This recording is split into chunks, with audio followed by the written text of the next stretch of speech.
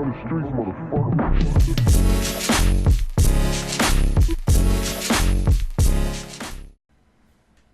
Why hello there, I'm Justin of the Dude Bros, and this is my teddy bear. This is Justin After Dark. On tonight's special episode, we're going to talk about microtransactions. I know, microtransactions, the discussion never seems to end on it. And that's what I want to kind of highlight in the next few minutes, is my thoughts on not just microtransactions themselves, but the critics of games that feature microtransactions. Personally, I've been out of the gaming industry for quite some time. I kind of stopped playing around the PlayStation 2, the middle of that era, and didn't get back into it until basically the PlayStation 4. That's a pretty big break. Games back then, used to be able to rent. Blockbuster and Hollywood Video used to be a thing.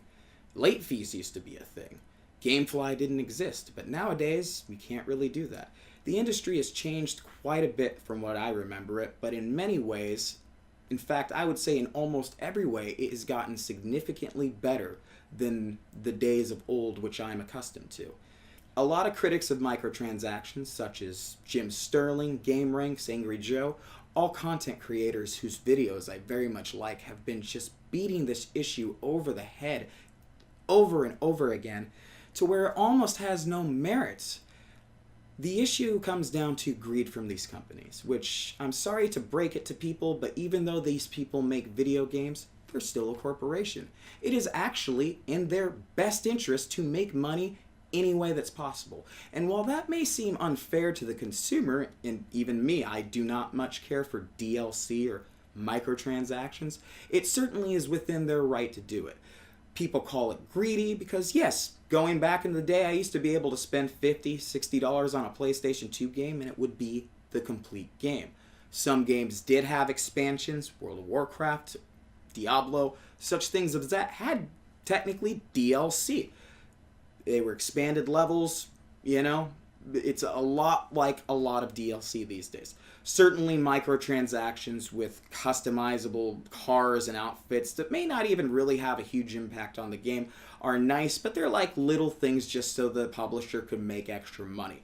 Sometimes games don't recuperate their expenses, a lot of AAA ones sometimes only break even, and they need to find other ways to make money. This may not, again, seem fair to the consumer. It may be unfortunate that nowadays we spend $60 on an incomplete game, although if you get into inflation, $60 really isn't 1990s $60.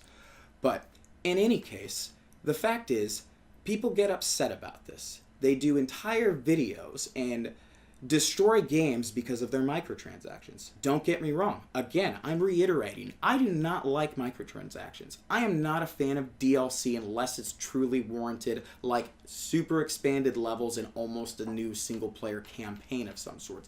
Most of the time, it's Call of Duty with like 4 maps and they want $50, and that's honestly just too excessive. But I digress on that fact, going with the whole, there are ways around it, which I believe people such as the critics don't typically mention, and is not mentioned to the consumer as well, on ways that if you truly want this but don't want to pay full price for it, you could do that. One game in particular I really enjoyed was the new Doom game. It is fun, it is fantastic, but it featured DLC. Maps that in truth I honestly feel would have been worth it for the multiplayer, but it cost $50. What's unfortunate is a lot of people who were dedicated fans that bought it only for a year or so later, a year and a half, for them to, with their 6.66 update, to offer it all for free. I waited, and now I could play all these maps, which are still very active, and still have a huge community of people, and get all the DLC content for free. All I needed to do was wait. Same goes for, what was it? Call of Duty, one of those games. Again, I am a trophy hunter. I like to 100% games. So not just beyond PSN Platinum trophies, but then to finish it 100%.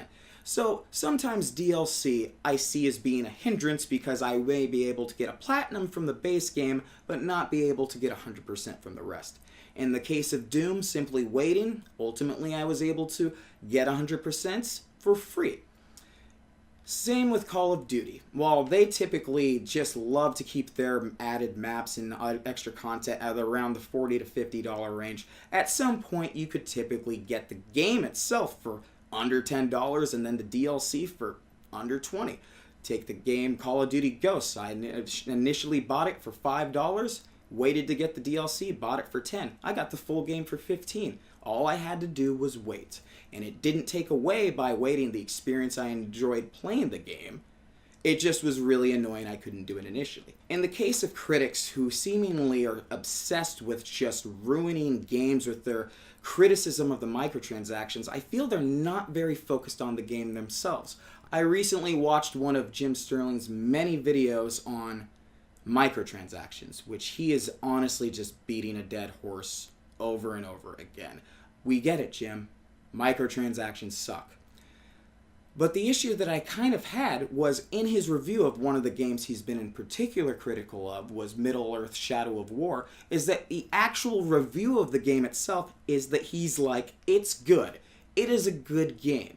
But he spends so much more time criticizing Warner Brothers or Monolith or EA with the fact that they're trying to make more money than focusing on whether or not it's a game that's good on its own. And that's kind of the issue with this particular brand of journalism, that it's kind of getting tiresome. And I know people out there are also getting a little tired of it. As a community, we're not fans of the microtransactions. We're not fans of DLC. But people who have extra money or want to spend extra money, they should be able to do so at their own discretion. The pay-to-win model is a bit of a misnomer. Certainly, you could play Call of Duty and buy the best weapons, but if you suck at Call of Duty, an ace with a pistol is still going to kill you. I know, because I'm the guy that gets the best weapons and dies all the time. What these critics honestly need to do is be real with the people. They need to focus on the fact that there are ways to play this game. Does it actually hinder the performance of the game itself? Does it make it unplayable completely? If that is the case, then by all means, shit all over it. That is what you're supposed to do. But if the game itself, in the single-player campaign, the base game itself, is a fun game, a game that you're going to enjoy, that the microtransactions or the DLC suck, but doesn't ultimately affect the enjoyment of the game, that should be the focus of it. Because I don't buy DLC, I wait. I wait till it's either really cheap or free. And that's what I'm suggesting to gamers and critics alike to suggest to their fans. Because ultimately, the bottom line is, if you're really adamantly against this and the product, don't buy it. If you don't buy it, the base game itself, there will be no microtransactions to even be had. And the people that do buy the game and are adamant about microtransactions and not do it, don't buy those either. That's really the simplest thing in the explanation. You cannot be honestly mad at a company for being greedy. We are capitalists, and we need to reiterate that over and over. We're capitalists, we're capitalists, we're capitalists. As long as the game itself is not hindered to preventing me from completing it or getting all my trophies or my platinum, it's good. Certainly when you play levels like Assassin's Creed that says that you have to pre-order the level, it's disheartening. But I believe that the criticism that's coming from it, and if the fans just do not buy these things, it will maybe get game developers and publishers to take a step back and rethink their business model.